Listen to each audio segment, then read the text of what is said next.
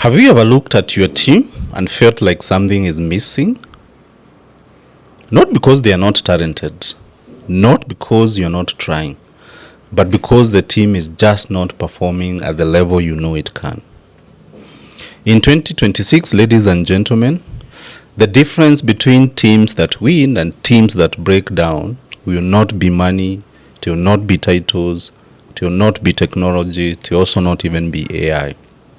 It will be leadership. And today I want to share with you a story, a Kenyan story, that shows what it really takes to build a high-performing team. A team that gets results. A few months ago, I met a manager. Let's call her Mwende.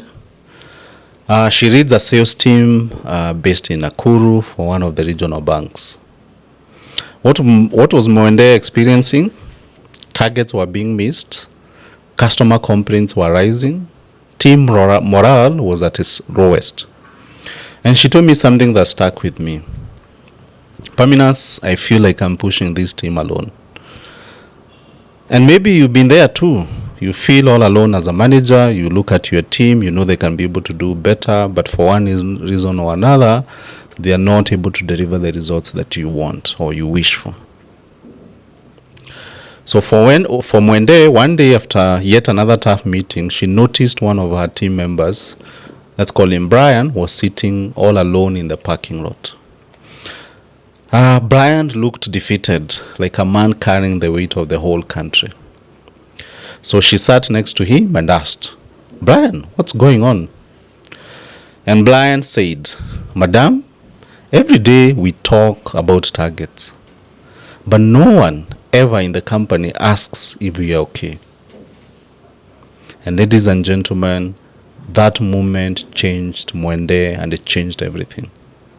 It made Mwende think about her leadership skills. So Mwende went back, not to push harder, but to read differently. She began checking on her team personally. She allowed flexible working for the young mother in her team. She trained the new intern until he felt confident. She even started to celebrate even small wins. And she communicated openly about challenges instead of hiding them. And this is what happened. Within 3 months, the same team that was drowning became the best performing team in the region. Ladies and gentlemen, why? As we are going to see, in 2026, people don't work for companies. People work for leaders who see them, who hear them out. So I have lessons for you, 10 lessons which if you implement, I can assure you, you're going to build a high-performing team in 2026. My first tip for you is listen before you read. So at any given time, your team is speaking, even in silence. So pay attention, ask questions, and understand what they need to be able to deliver the results that you want. Number 2 is for you to create what in HR we call psychological safety. So a high-performing team is not afraid to speak. So let your people share ideas, mistakes, and concerns without fear. If you're the kind of boss who, in this age and era, you believe that people should fear you so that you get results, trust me, you're in the wrong century. Number 3, and especially this one for SMEs and the medium-sized businesses, is for you to put systems in place. Set clear goals and responsibilities. Why? Confusion kills performance. Clarity builds confidence. So every employee should know what is expected of them, why their job or role matters, and how success will be measured. Point number 4, ladies and gentlemen, is for you to build trust through consistency. So as a boss or a manager, you need to show up the same way every day. No favoritism, no changing moods. Strong teams grow from predictable leadership. Number 5, invest in continuous learning, both for yourself and for your team. 2026, we reward teams that grow fast. So you need to train your people, expose them to new skills, and encourage them to stay curious. You've seen what AI has done for us in 2025. Can you guess how the next few years will be? So your team, they need to grow fast. Point number 6 is for you to recognize and celebrate progress. A simple thank you can change the energy of a whole week. So learn to celebrate small wins. You know what? People repeat what you appreciate. And appreciation goes a long way, more than even money. Because when you pay someone something, a bonus, that ends within 1 month. They've used the money and they'll forget about it. But when you touch their heart, you make all the difference. Number 7 is for you to allow flexibility where it's possible. Before COVID, we didn't have the flexible working hours. We didn't have remote working. Yeah.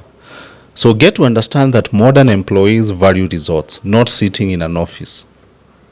So we need to give our team room to breathe, and they'll give us better outcomes. Don't be rigid where it's always about you looking at the clock. The time in and time out. You should be able to ask yourself, what has someone done? What value have they provided? Yeah. Number 8 is for you to address poor performance fast. And the only way you can do this is the ability to have difficult conversation with staff.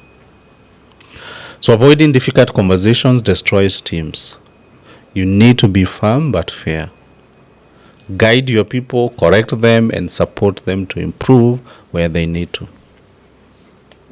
I hope you're still with me. So point number 9, which is the second one from the last, is for you to read with empathy and not ego. Ladies and gentlemen, in 2026, your greatest leadership tool is emotional intelligence. You need to show your humanity. You need to show and demonstrate to your team that you care about them genuinely. Lastly is, as a leader, we need to lead by example. So if we want a high-performing team, we need to start with ourselves, our discipline, our work ethic, our behavior. Teams rise or fall to the level of their leader. You can't ask your subordinates, your junior, to do what you're not doing. If you want your team to keep time, please do keep time. If you want them to answer your emails promptly, don't answer their emails after 72 hours or only upon reminders. Employees mirror our behavior. So in closing, let me tell you the truth. A high-performing team is not built in the boardrooms. It's built in everyday actions. It's built through listening. It's built through providing clarity. It's built through us being empathetic as leaders. And it's also built by accountability. So ladies and gentlemen, your team is waiting for the leader you are becoming. And in 2026, the team that you win will be the teams led by people like you. Leaders who care, leaders who grow, and leaders who understand that people are the engine of performance. So I want you to ask yourself today, what kind of a leader will my team meet tomorrow or in January when we open?